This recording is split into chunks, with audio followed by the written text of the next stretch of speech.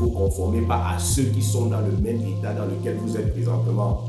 Recherchez ceux qui ont atteint le niveau que vous voulez atteindre et c'est chez eux que vous partez chercher l'intelligence. Parce que eux qui ont des résultats plus que vous sont informés des choses desquelles vous n'êtes pas informés, ont une compréhension de la situation que vous n'avez pas et savent exactement ce qu'il faut faire. La différence entre ceux qui réussissent dans un domaine et ceux qui ne réussissent pas tient au fait que aujourd'hui nous voulons parler de comment transformer sa vie. Comment transformer sa vie. Et nous voulons rapidement nous appuyer sur le passage, le fameux passage de Romains chapitre 12 que tout le monde connaît. Nous voulons lire les 2 premiers versets. Donc ouvrons nos Bibles dans Romains chapitre 12. Romains chapitre 12, nous voulons lire les 2 premiers versets. Rapidement. Et il est dit, c'est l'apôtre Paul qui parle aux Romains, à l'église qui se trouve parmi les Romains. Il dit, je vous exhorte donc, frères, par les compassions de Dieu, à offrir vos corps comme des sacrifices vivants, saints et agréables à Dieu, ce qui sera de votre part un culte raisonnable. Et il dit, ne vous conformez pas au siècle présent, suivez très bien, mais soyez transformés par le renouvellement de l'intelligence afin que vous discerniez quelle est la volonté de Dieu, ce qui est bon, agréable et parfait. Comment transformer sa vie? Aujourd'hui, s'il y a une grande question qui revient dans la vie de tout le monde, où il y a une grande quête qui est celle de tout le monde, c'est comment transformer sa vie. Transformer ici, ça veut dire quoi? C'est changer de forme. Transformer, il y a le mot forme à l'intérieur, n'est-ce pas? Il y a le mot forme. En réalité, même le mot qui est traduit, le grec qui est traduit par transformer, c'est le grec métamorphosis. Métamorphosis veut dire quoi?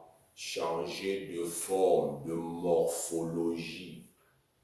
Transformer, ça veut dire que je passe d'une forme à une autre. Vous savez que le papillon passe plusieurs phases pour devenir papillon, n'est-ce pas? Il commence comme quoi? Comme une chenille. Après, il devient quoi?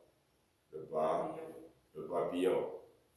Donc, ici, la transformer veut dire changer, passer d'une forme à une autre. Mais ce n'est pas seulement passer d'une forme à une autre. C'est passer d'une forme à une autre qui s'accompagne d'un changement non seulement de capacité, mais d'apparence. Lorsque tu vois la chenille, c'est pas éclatant, n'est-ce pas? Ça l'attire, n'est-ce pas? Tu aimes la chenille. Par exemple, quand il voit même la chenille, mais quand tu vois déjà la chenille qui est devenue le papillon, tu as envie d'attraper le papillon. Tu as envie de marcher avec le papillon est beau. D'accord? Mais si on te dit, si tu ne connais pas le processus, on te dit que la chenille que tu as vue il y a 5 jours, c'est elle ici, tu vas discuter. Et ce n'est pas de manière anodine que l'apôtre Paul utilise ce langage. Parce que nous tous, nous les hommes, nous sommes à la quête d'une certaine transformation. Nous voulons changer d'apparence. Nous voulons changer de capacité. Nous voulons changer de forme. Nous voulons que notre vie change. Nous voulons que nos finances changent. Nous voulons que notre relation maritale change. Nous voulons que... Qu'est-ce que tu veux qu'il soit transformé chez toi? Qu'est-ce que tu veux qu'il soit transformé chez toi? Quand quelqu'un dit « je veux devenir riche », c'est la transformation dont il parle. C'est-à-dire qu'il veut que si lui qui est pauvre aujourd'hui, que demain il change non seulement d'apparence, mais il change de capacité financière.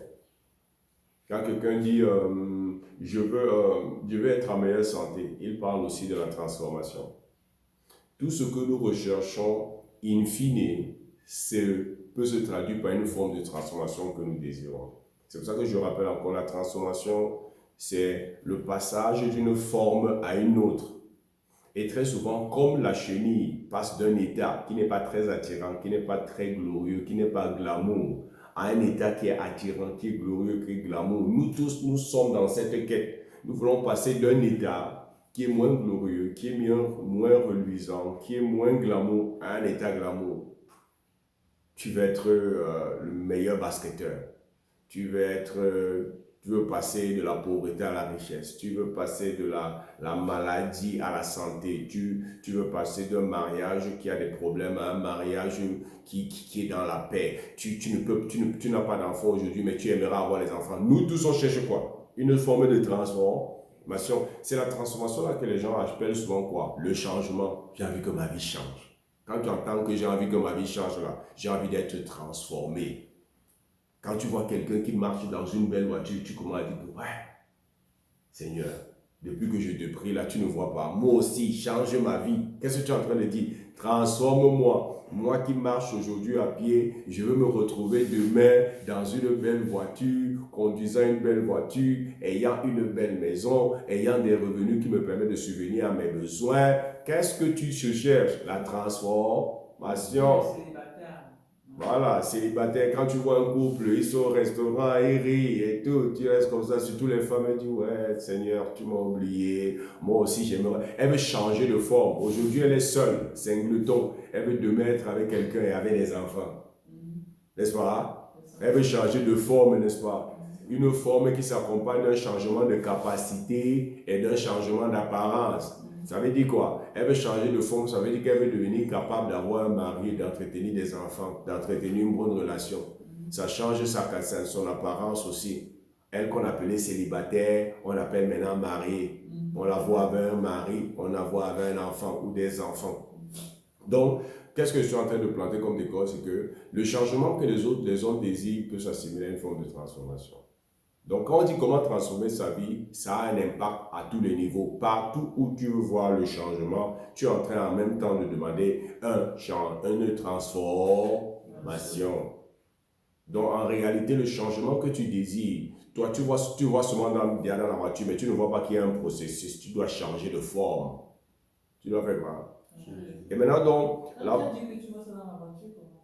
quand toi tu fais le changement, non, toi tu te vois déjà dans la voiture en train de conduire, mais tu n'imagines pas les formes que tu dois changer, les différentes métamorphoses que tu dois avoir pour te retrouver dans la voiture où tu as changé, tu es dans un autre état, n'est-ce pas? Maintenant, il dit que la transformation vient du renouvellement de l'intelligence. Écoutez, et cette semaine-ci, on a parlé de l'intelligence spirituelle. Il dit, soyez transformés. C'est-à-dire que le changement que vous désirez, il dit, soyez transformés par le renouvellement de... Ça veut dire que c'est ce qui se passe au niveau de votre intelligence. Et dans d'autres versions, il dit le renouvellement des pensées. Soyez transformés par le renouvellement des pensées. C'est votre façon de penser. C'est votre niveau d'intelligence qui détermine votre niveau de transformation. Pour dire quoi en d'autres termes? Tu deviens ce que tu penses et tu deviens ce que tu sais ou ce que tu connais. Regardez comment. Ok, laissez-moi vous rappeler deux ou trois choses. Je vous ai dit la dernière fois, je vais encore le rappeler. Lorsqu'on parle d'intelligence, il y a trois niveaux d'intelligence ou il y a trois dimensions de l'intelligence, généralement, n'est-ce pas? Première chose, on dit que quelqu'un est intelligent lorsqu'il est cultivé, il est informé. D'accord? C'est-à-dire que lorsque sur un sujet particulier, il est cultivé. Quand quelqu'un est cultivé, ça veut dire qu'il a beaucoup d'informations dessus, il peut en parler à longueur de journée. D'accord? On va dire que quelqu'un est intelligent dans le domaine du football parce qu'il est capable de te dire, il y a eu transfert aujourd'hui, tel joueur est parti dans tel, le coach de tel joueur, de telle équipe c'est tel, le nouveau coach ici c'est tel, vraiment le coach, le président c'est tel, ils viennent d'acheter tel joueur, ils ont acheté tel stade, le nom de leur stade. Vous allez dire que waouh, papa, tu es intelligent, hein? Si c'est pour le football là, tu es intelligent, tu es quoi? Ça veut dire que quoi? Tu es quoi? Cultivé. Ça c'est le premier, le niveau basique. C'est l'information. Tu es informé, tu as une bonne dose d'informations qui font de toi une personne cultivée. Et les personnes qui ne sont pas au même niveau d'information t'admirent et disent que waouh, tu es intelligent. Beaucoup de personnes qu'on dit intelligentes sont des personnes simplement informées, très bien informées, très bien au parfum. Et ces informations-là peuvent faire la différence dans ta vie. D'accord? Parce qu'il y a des informations que simplement ça fait la différence parce que toi tu connais. Celui qui ne connaît pas ne peut pas avoir le même type de résultat. Celui qui n'a pas la même information ne peut pas avoir le même changement. Laissez-moi donner un exemple. Tu veux que ta condition change. Si tu es au courant qu'en ce moment, il y a un monsieur, une entreprise qui cherche quelqu'un de ton profil, est-ce que ça va te donner l'avantage? Ça va te donner l'avantage par rapport à celui qui n'a pas l'information. Hein? Et si on part sur la base que le niveau basique de l'intelligence, c'est juste l'information, est-ce que cette information elle va faire la différence dans ta vie? Ça va faire la différence dans ta vie. Donc, c'est le premier niveau d'intelligence. Ce n'est pas tout ce qu'il y a à connaître sur l'intelligence, mais c'est quelque chose qui fait la différence dans la vie de beaucoup. Il y a des gens dont la vie a changé, qui ont connu la transformation simplement parce qu'ils ont eu une information que toi, tu n'as pas. Simplement parce qu'ils ont eu une information que toi, tu n'as pas. Donc, le premier niveau d'intelligence, c'est l'information. C'est les personnes cultivées. Le deuxième niveau d'intelligence, c'est la compréhension. Maintenant, ce n'est pas que j'ai l'information, je comprends l'information. Je suis capable d'interpréter l'information. Je suis capable de te dire pourquoi les choses sont comme elles sont. C'est pour ça que j'ai souvent l'habitude de dire que celui qui comprend est capable de t'expliquer le pourquoi du comment et le comment du pourquoi. Je prends souvent l'exemple. Toi, tu touches un courant, tu touches un fil qui est branché, dénudé, ça te frappe. Tu as l'information, ça me frappe, ça frappe. C'est toute l'information que tu as, n'est-ce pas? Mais celui qui a la compréhension est capable de te dire pourquoi est-ce que ça frappe? Pourquoi est-ce que ça frappe? Quel est le principe qu'il y a derrière? Quelle est la loi qu'il y a derrière? Quelle est la technologie qu'il y a derrière? Et parce que lui, il a la compréhension, il est capable de tirer profit de la situation plus que toi qui as l'information. N'est-ce pas? Si toi, tu n'as que l'information que si tu touches ça, ça frappe, tu ne toucheras jamais ça. Mais celui qui a la compréhension pourra te dire que je peux faire que ça ne te frappe plus et que tu commences à utiliser ça plutôt à ton avantage. Parce que je comprends comment ça fonctionne. Je peux retourner cette même puissance et ça commence à alimenter ta télé, ça commence à alimenter ta radio parce que j'ai la compréhension. Vous voyez qu'il y a un autre niveau de transformation, un autre niveau de changement auquel je peux aspirer parce que maintenant je comprends quelque chose. On est d'accord? Je prends un autre exemple basique. Lorsque je m'en vais à l'auto-école, on me donne l'information sur comment il faut conduire la voiture, n'est-ce pas? Je prends un exemple. Je vais faire ici le parallèle avec le mécanicien. Je connais, j'ai l'information. On me dit que pour conduire la voiture, appuie ici, fais comme ça. Et quand je réussis à bien faire ça, la voiture démarre, n'est-ce pas? Mais lorsque j'arrive à un moment et la voiture s'arrête parce qu'il y a une panne, je suis bloqué, n'est-ce pas? Lorsque moi je fais appel au mécanicien, le mécanicien est capable de comprendre pourquoi la voiture s'est arrêtée et parce qu'il comprend les différents systèmes de la voiture, système électronique, système électrique, système mécanique, système pneumatique, système. Il connaît tout ça. Il est capable de dire pourquoi ça ne va pas, parce qu'il comprend, il est capable de m'aider à réparer, n'est-ce pas? Regardez, moi qui n'a que les informations qui m'ont donné la capacité de conduire. Parce que quand on va à l'auto-école, on nous donne les informations qui nous donnent la capacité de... Excusez-moi. Quand on va à l'auto-école, on nous donne les informations qui nous donnent la capacité de conduire. Si la voiture tombe en panne, je suis limité. Je suis bloqué, n'est-ce pas? Mais si j'avais la compréhension d'un mécanicien, ça veut dire que je ne suis pas simplement au niveau de l'information, David, sur moi. Je ne suis pas simplement au niveau de l'information, je suis au niveau de la compréhension.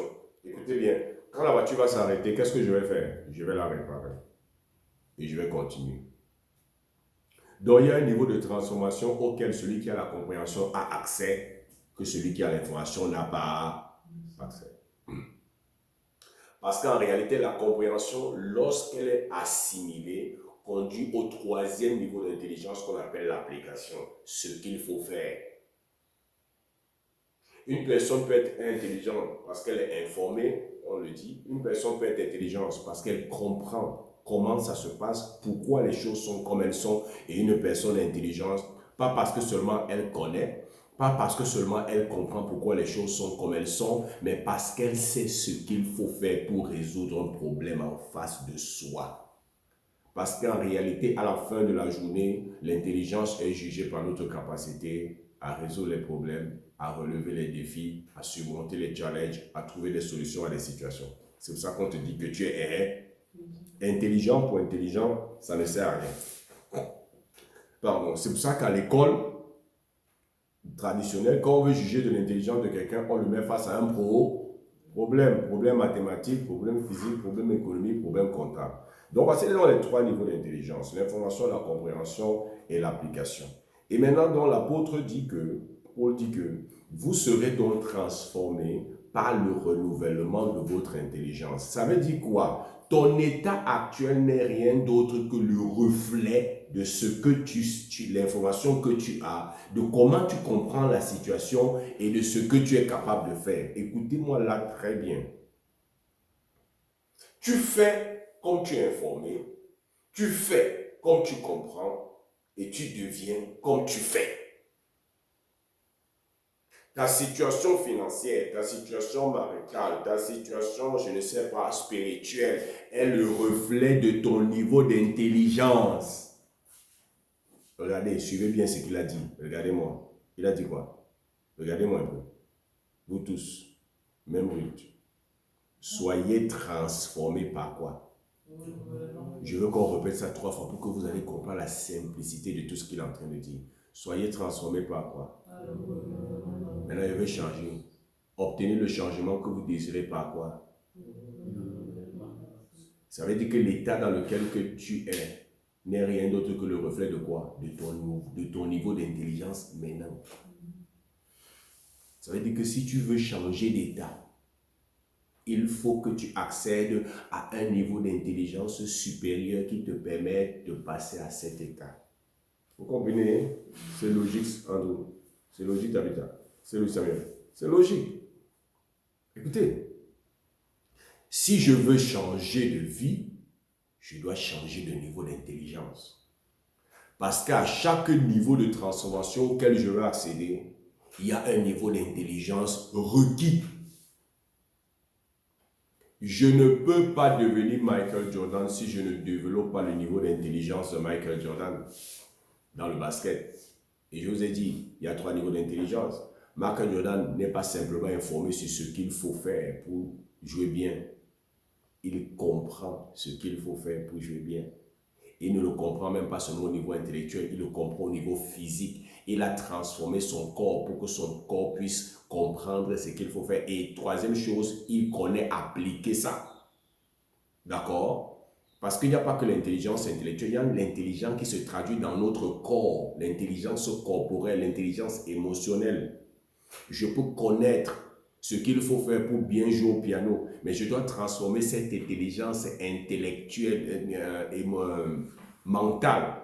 Je dois transformer cette intelligence mentale en une intelligence physique, corporelle. Je dois former mes doigts pour qu'ils sachent faire ce que j'ai compris dans mes pensées. D'accord?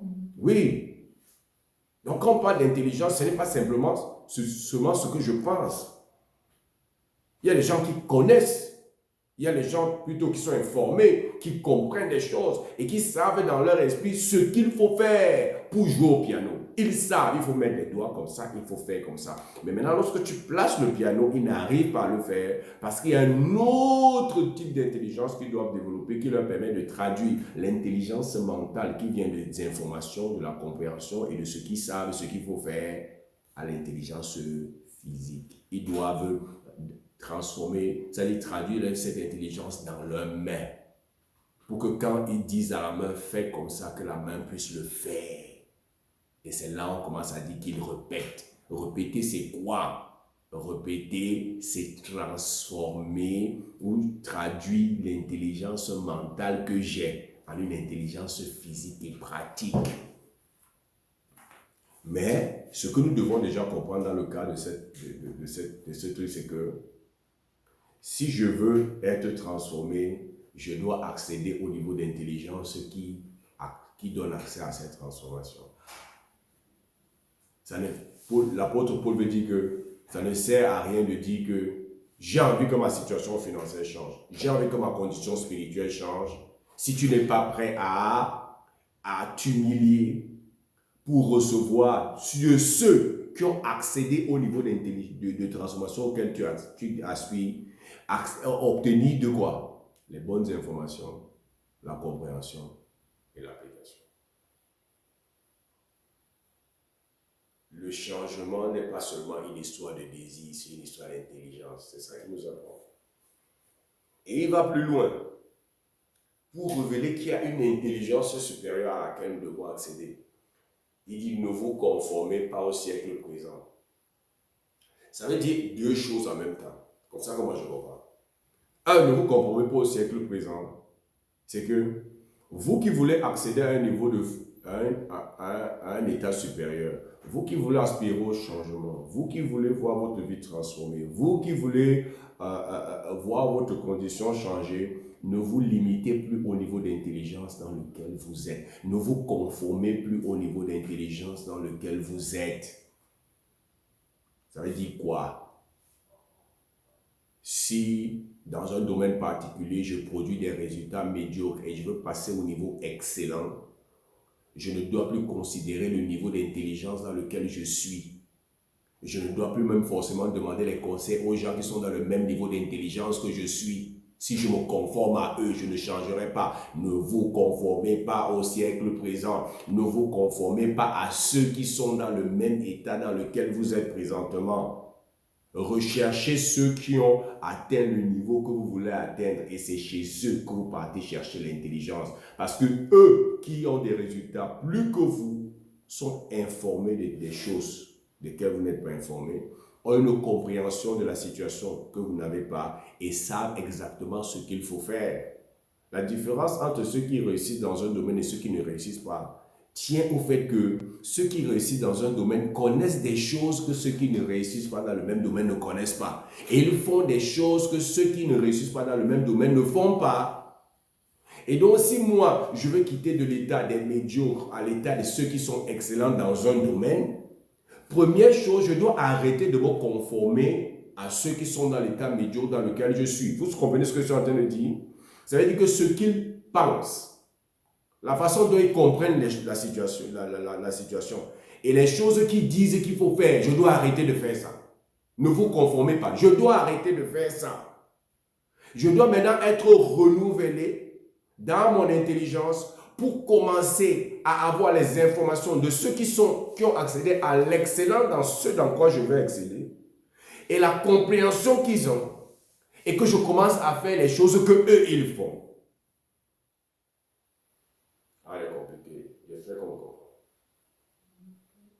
Ne vous conformez plus au siècle présent. J'ai dit première citation car ne vous conformez plus à l'intelligence du niveau où vous êtes. Je suis célibataire. Je marche avec les célibataires. Je veux devenir une personne mariée. Je ne dois plus me conformer au niveau d'intelligence des célibataires. Si je cherche les informations, la compréhension, je dois aller vers quelqu'un qui est marié. Parce que ceux qui sont célibataires le sont parce qu'ils pensent d'une certaine manière, ils comprennent la vie d'une certaine manière et se comportent d'une certaine manière. Tu vas peut-être marcher avec un célibataire, une célibataire va te dire non, est-ce qu'on peut marcher sur ma tête comme ça? Est-ce que moi, un homme ne peut pas faire comme ça? Moi, chez moi, mes parents m'ont dit. Mais lorsque tu vas aller voir une femme mariée, elle va te dire que ma fille, ma soeur, ça va empêcher tout le monde de t'épouser. Vous comprenez la différence là maintenant? Les deux ont des manières de penser différentes. Celle qui te dit que on ne peut pas marcher sur sa tête, on ne peut pas lui dire, ses parents lui ont d'abord dit, tu es qui pour lui dire quoi? Quand elle pense à sa vie, elle ne pense pas qu'un homme elle ne peut pas préparer pour un homme. Je sais, vous connaissez un peu comment ce genre de personne parle. Quand vous suivez ce genre de personne, vous savez pourquoi elle est célibataire. Vous n'êtes pas étonné pourquoi elle est célibataire. Parce que quand un homme vient, il peut être attiré par sa beauté. Mais à cause de ce genre de caractère, il dit que je ne peux pas épouser une femme comme ça. Mais si toi qui veux passer de célibataire à marié, tu vas demander le même conseil à une femme mariée, tu vas voir que le conseil de la femme mariée n'est pas le conseil de la femme célibataire. Parce que la femme mariée a un autre niveau d'intelligence. Elle va te dire exactement ce que tu dois faire pour arriver à son niveau. Et donc c'est pour ça que l'apôtre Paul dit que ne vous conformez pas au siècle présent. Dans le cas particulier, ne vous conformez pas à ce que les célibataires font. Soyez renouvelés, soyez transformés par le renouvellement de l'intelligence en adoptant l'intelligence des gens mariés. Parce qu'il y a une intelligence pour se marier et il y a une intelligence pour rester dans le mariage. Ça veut dire qu'il y a une façon de faire. Il y a une certaine compréhension qu'il faut avoir. Il y a une certaine attitude qu'il faut avoir. Il y a une certaine sagesse qu'il faut avoir. Et ça s'applique dans tous les domaines, dans les finances, dans le ministère et dans tous les domaines. Vous comprenez ce que je suis en train de dire? Ça, c'est la première signification. Il dit, tu veux que ta vie change, il faut que tu changes ton niveau d'intelligence. Ne te conforme plus à ceux qui sont au même niveau que toi. Tu ne peux pas vouloir devenir Michael Jordan et tu demandes les conseils à quelqu'un qui ne joue pas au basket. Dis-moi. Non. Si tu veux devenir Michael Jordan, il faut que tu acceptes à son niveau d'intelligence. C'est pour ça que vous avez vu Kobe Bryant, quand il a décidé qu'il va devenir le meilleur, il a fait de Michael Jordan son mentor. Pourquoi il n'est pas d'aller regarder un joueur médiocre de la NBA qui avait déjà joué avant? Pourquoi c'est Michael Jordan qui est parti? Parce qu'il voulait être le meilleur comme Michael Jordan. Et il a compris que je suis transformé par le niveau d'intelligence, la qualité de mon intelligence. Comme là, maintenant, Kobe Bryant, je ne suis pas encore le meilleur, j'ai envie d'être le meilleur, il faut que j'arrête de me conformer à ce niveau d'intelligence. Que j'aille demander le niveau d'intelligence de celui qui a atteint le niveau que moi j'aimerais atteindre. Que je me conforme à ce nouveau niveau d'intelligence, que je sois renouvelé dans mon intelligence. Il va me donner des informations que ceux-ci n'ont pas. Il va me donner une compréhension du jeu que ceux-ci n'ont pas. Il va me dire des choses que je dois faire que ceux-ci ne font pas. C'est parce que ceux-ci ne font pas ça, ne comprennent pas ça et n'ont pas le même type d'information que leur niveau d'intelligence les garde là. Si moi je veux atteindre ce niveau-là, je dois accéder à ce niveau d'intelligence. Ça veut dire quoi? Je dois avoir le niveau d'information que lui il a. Je dois avoir la compréhension du game que lui il a. Et je dois savoir ce que je dois faire pour être là où il est. Et quand il a commencé à suivre les conseils de Michael Jordan, il a même dépassé Michael Jordan en nombre de points pendant sa carrière. Et deuxième chose que l'apôtre Paul aussi veut dire, quand il dit ne vous conformez pas au siècle présent, c'est pour dire que l'intelligence humaine en plus est limitée. D'accord? Que la parole de Dieu et le Saint-Esprit, en plus de ce qu'on vient de dire, a la capacité de vous donner une intelligence qui n'est pas humaine. De vous faire voir des choses que les hommes ne peuvent pas voir. De vous faire comprendre les choses que les hommes ne peuvent pas comprendre. Et de vous faire des choses que les hommes ne peuvent pas faire. C'est ce type d'intelligence qui a changé la vie de Joseph. C'est ce type d'intelligence qui a changé la vie de Daniel. Pour dire quoi? Nourrissez-vous de la parole de Dieu. Laissez la parole de Dieu transformer votre façon de penser. Adoptez les principes de la parole de Dieu. Ça va vous donner une intelligence supérieure. C'est pour ça que David a dit quoi dans le psaume 100? La parole me rend plus sage que qui? Plus intelligent que mes instructeurs. Et quoi encore? Plus avisé que mes adversaires. Il y a une intelligence dans la parole. Parce que l'intelligence que la parole de Dieu donne, c'est une intelligence qu'on appelle l'intelligence spirituelle.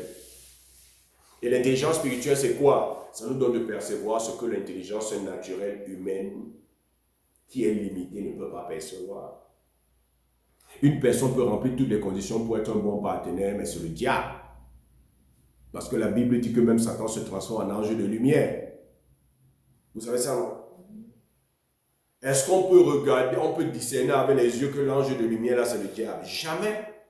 Il y avait une série là qu'on appelait The Devils. Il y a une série, non, il y a une série là qui passait, qu'on appelait, c'était le diable. Mais quand il... Non, c'est une série. C'est un bel homme. Quand tu le vois, tu peux pas imaginer que c'est le diable. C'est-à-dire que c'est-à-dire que tu le prends, c'est-à-dire que, en tout cas, vous dites quoi? Les yeux naturels ne discernent pas que l'ange de lumière, si c'est un diablotin. Et c'est comme ça que l'intelligence humaine, il y a beaucoup de choses qu'elle n'arrive pas à percevoir. Et l'apôtre Paul dit donc, ne vous conformez pas au siècle présent, ne vous conformez pas à l'intelligence simplement du siècle présent. Ce n'est pas que l'intelligence forcément du siècle présent est mauvaise, non, mais c'est que c'est une intelligence limitée. C'est bien de connaître les mathématiques, c'est bien de connaître la physique, c'est bien de connaître la psychologie, c'est bien. Mais il veut te dire que ne te limite pas à ça. Ne te conforme pas pour dire que ça c'est toute l'intelligence que Dieu a besoin. Non, c'est une intelligence humaine, c'est une intelligence terrestre. Et donc, c'est une intelligence quoi? Limitée. Il y a des niveaux d'information que cette intelligence ne va pas te donner, à laquelle l'intelligence humaine ne va pas te donner accès.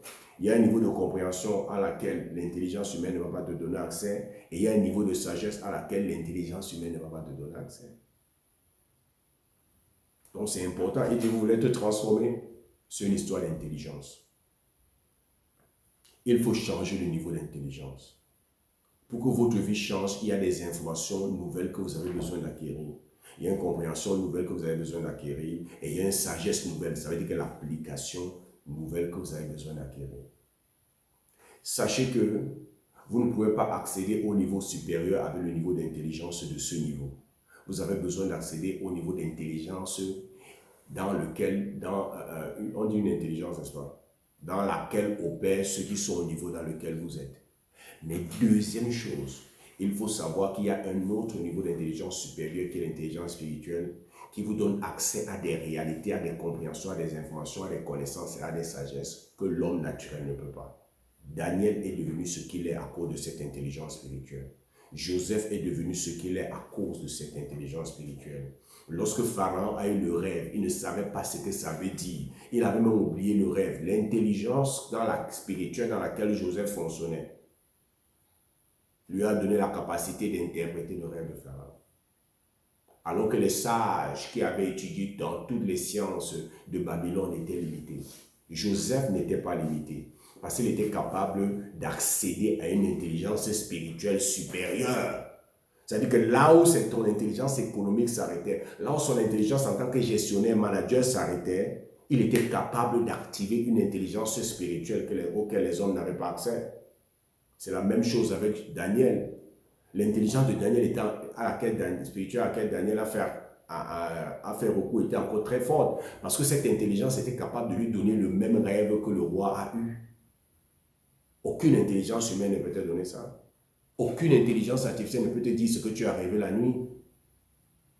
Mais quand le roi a dit que si vous ne me racontez pas mon rêve et ne me racontez pas la signification, je vais vous tuer tous. La Bible dit que Daniel et ses amis sont allés dans le lieu secret, ils ont commencé à prier et la Bible dit que Dieu, par l'intelligence spirituelle, leur a révélé le rêve du roi. Et il est venu dire au roi, voici ce que tu as rêvé. Et le roi était étonné que waouh, tu es capable de me dire ce que j'ai rêvé. Ça, c'est quel niveau d'intelligence? On a dit que l'intelligence, c'est l'information, la compréhension et l'application de l'histoire. Quand le Seigneur lui révèle ce que le roi a rêvé, il lui donne l'information, mais une information que l'intelligence naturelle à laquelle ils ne peuvent pas avoir accès. Deuxième chose, il lui a donné l'explication. Le Saint-Esprit lui a donné de comprendre ce que le rêve avait dit. Et troisième chose, il lui a donné l'application. Il a dit au roi, voici ce qu'il faut que tu fasses. Les trois choses, mais aucun homme ne pouvait faire ça. N'oubliez pas qu'il a été dans la plus grande université qui existait à l'époque, à l'université de Babylone. Qu'est-ce qui a fait la différence? C'est son niveau d'intelligence. Donc c'est ça que l'apôtre Paul dit. Ne vous conformez pas au siècle présent, ne vous conformez pas à l'intelligence de ceux qui sont au même niveau que vous. Quand vous voulez chercher des informations et des conseils, allez chez ceux qui ont accédé, qui ont atteint le niveau auquel vous voulez accéder. Et de deux, sachez que même cette intelligence est limitée parce qu'elle est humaine et elle est terrestre. En tant qu'enfant de Dieu, buvez la parole de Dieu, méditez la parole de Dieu, étudiez la parole de Dieu. Parce qu'en étudiant la parole de Dieu, le Saint-Esprit va ouvrir votre intelligence. C'est pour ça qu'on a dit que David a dit quoi? Je suis plus quoi? Sage que mes adversaires. Non, il a dit je suis plus sage quoi? Que les vieillards. Je suis plus quoi? Et je suis plus instruit, et je suis plus intelligent que mes instructeurs. Il dit ta parole. Il a dit ta parole. Si je regarde ici pour être plus précis, et on a déjà fini. Donc mes amis, pourquoi est-ce qu'on dit tout ça? On dit tout ça pour nous montrer l'importance d'accéder et d'activer l'intelligence spirituelle, sans négliger, je dis encore, sans négliger l'intelligence de ceux qui ont atteint le niveau que nous voulons atteindre. Sans négliger. D'accord? L'intelligence spirituelle. Il dit que ta parole me rend plus sage que les que les vieillards, plus avisé que mes adversaires. Voilà. Il dit, tes commandements, Psaume 119, verset 98, tes commandements me rendent plus sage que mes ennemis, car je les ai toujours avec moi. Je suis plus instruit que tous mes maîtres, car tes préceptes sont l'objet de mes méditations. Je suis plus intelligent que les vieillards, car j'observe tes ordonnances. Vous voyez, lorsque tu accèdes à ce niveau d'intelligence que la parole de Dieu donne, un, aucun sage, aucun de tes adversaires ne sera plus intelligent que toi. Deux, aucun de ceux qui t'ont instruit, selon le niveau d'instruction que tu as. Et trois, même les vieillards, on dit qu'un vieux qui meurt, c'est une bibliothèque qui brûle. Il dit même les vieillards n'ont pas ce même niveau d'intelligence. Donc n'oubliez pas aujourd'hui, tu vas te transformer, tu veux changer ta vie, tu dois renouveler ton intelligence. Et la première chose que nous devons faire, prendre comme décision à partir d'aujourd'hui, c'est que nous devons méditer les Écritures à partir d'aujourd'hui. Parce que le Saint-Esprit utilise notre connaissance des Écritures pour activer cette intelligence spirituelle. Mais sans négliger le fait que lorsque je vais accéder à un nouveau niveau, je ne me conforme plus à ceux qui sont au même niveau que moi. Je commence à rechercher le conseil de ceux qui ont atteint le niveau auquel j'aspire. Que Dieu nous bénisse.